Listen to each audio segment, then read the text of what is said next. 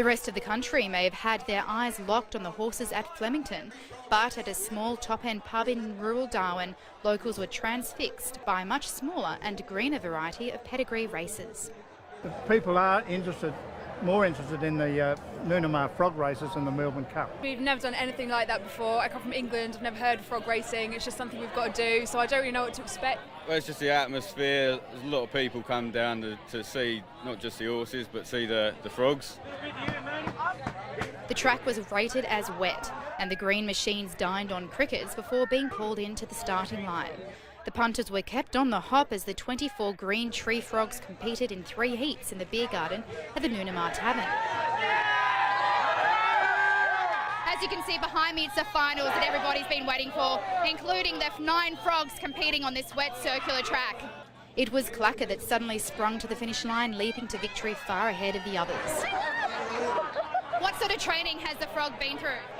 It's been an intense program, but he showed his skill on the day. And what sort of skill do you reckon this frog actually has? What do you reckon helped it get over the line?